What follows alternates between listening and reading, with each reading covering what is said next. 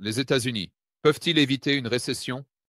Parce que, comme je l'ai dit au début, nous savons que la Chine, l'Allemagne, l'Inde, le Brésil, ces pays qui sont de grandes économies rencontrent vraiment des difficultés et beaucoup sont en contraction ou se dirigent vers une contraction.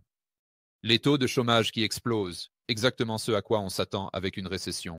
Mais jusqu'à présent, les États-Unis ont totalement été l'exception. C'est sûr, si vous faites confiance aux données.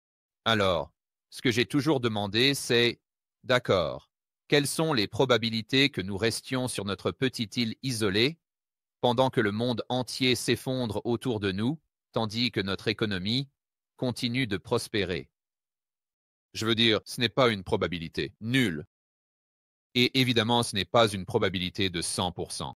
Donc, j'avais en fait cette conversation l'autre jour avec mon bon ami Mike Maloney, et nous étions à Dallas, et il a dit, George, j'ai quelque chose que je pense que tu vas aimer. Alors, il est allé chercher, je crois que c'était sur son iPad ou quelque chose comme ça, mais c'était une page de son livre le plus récent. Donc, je veux lui donner 100% du crédit ici. Si ça vous plaît, allez jeter un œil au livre de Mike.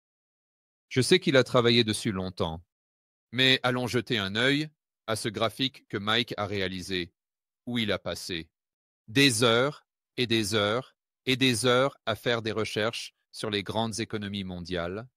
Et puis, en revenant à, disons, 1980, en examinant chaque récession pour voir à quel point il était courant que le monde soit en récession quand les États-Unis étaient en récession ou vice-versa. Des choses intéressantes. Alors, voici le travail de Mike. Et à gauche, ici, en haut à gauche, nous avons l'Australie. L'Autriche, je ne vais pas lire, mais les grandes économies, du moins le genre de...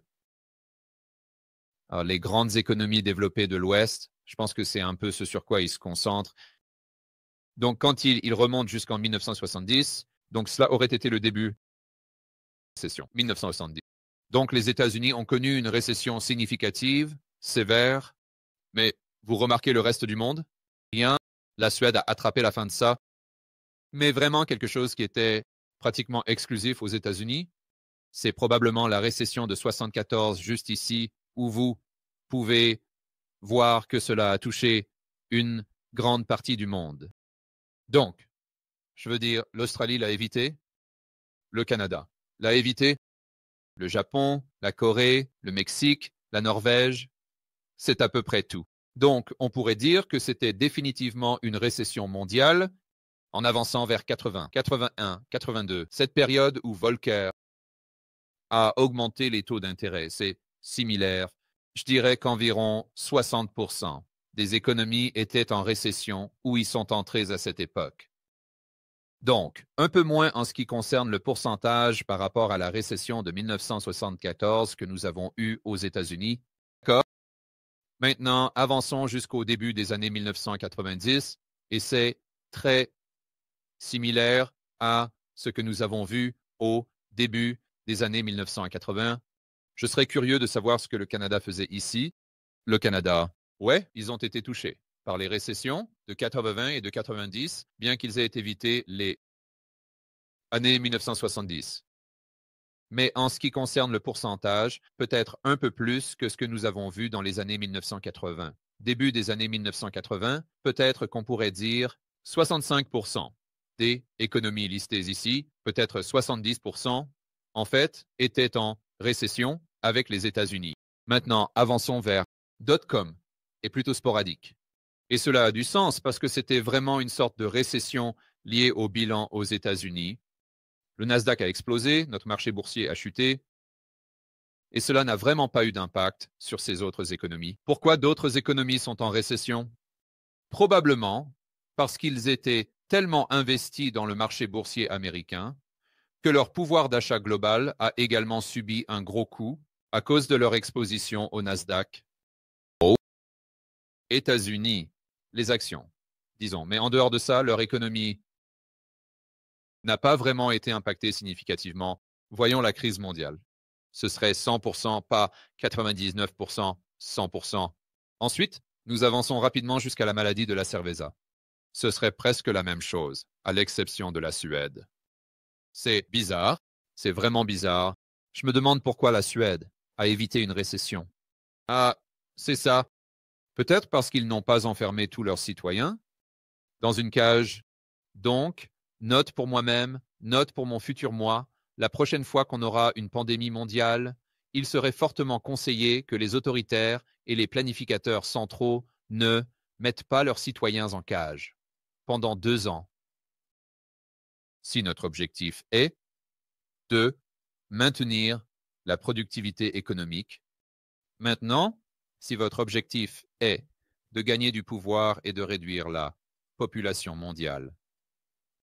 Et si vous êtes un membre d'une secte malthusienne, alors ce n'est probablement pas votre objectif.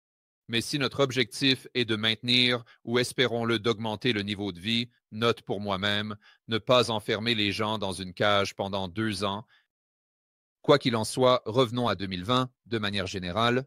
Maintenant, évidemment, cela va être le résultat, pour la plupart, de ce que nous venons de dire sur les gouvernements.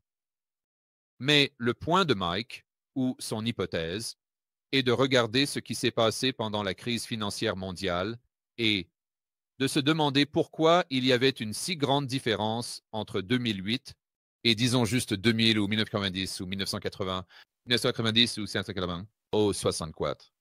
Le monde est lié par la financiarisation des économies mondiales.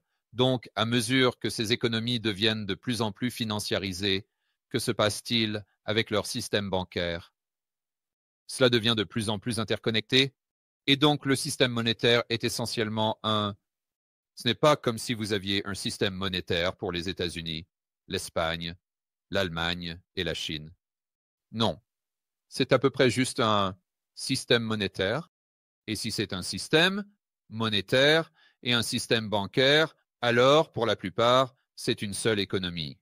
Pour la plupart, évidemment, il y a des différences. Donc, en examinant cela et en sachant ce que nous savons sur l'interconnectivité des banques et la financiarisation des économies mondiales, qui inclut évidemment les États-Unis, il faut reposer cette première question. Quelles sont les probabilités que les États-Unis évitent une récession si tous ces autres pays entrent en récession ou en contraction économique? Ma réponse serait faible. Très faible, mais pas nulle, mais pas nulle. Alors, chapeau à mon bon pote, Mike Maloney. Il y a dit que cela lui a probablement pris des semaines, voire des mois, pour rassembler toutes ces informations et les mettre dans un graphique. Donc, encore une fois, si vous n'avez pas encore pris le livre de Mike, vous devez vraiment le faire. La grande ruée vers l'or et l'argent du XXIe siècle. Et vous trouverez ce graphique juste dans ce livre. Salut les gars, je voudrais inviter vous tous à assister à la conférence Rebelle Capitaliste live de cette année. C'est la conférence incroyable que j'organise chaque année. Cela vous aide à construire un portefeuille, à toute épreuve. Cela vous aide à augmenter votre liberté personnelle et votre autonomie, et cela vous aide aussi à agrandir votre réseau. En d'autres termes, vous avez l'occasion de rencontrer beaucoup de personnes partageant les mêmes idées, d'autres capitalistes rebelles.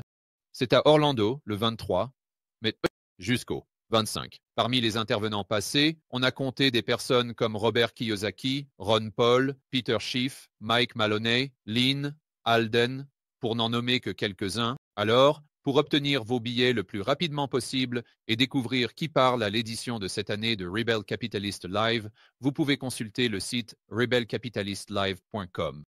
Et juste une petite information en avant-première. Si vous prenez vos billets plutôt que plus tard, vous pouvez bénéficier d'une réduction parce qu'à mesure que nous nous rapprochons de l'événement, les prix des billets augmentent. Alors, n'attendez pas. Allez sur rebelcapitalistlive.com. Allez-y maintenant et prenez vos billets. Et je vous verrai à Orlando du 23 au 25 mai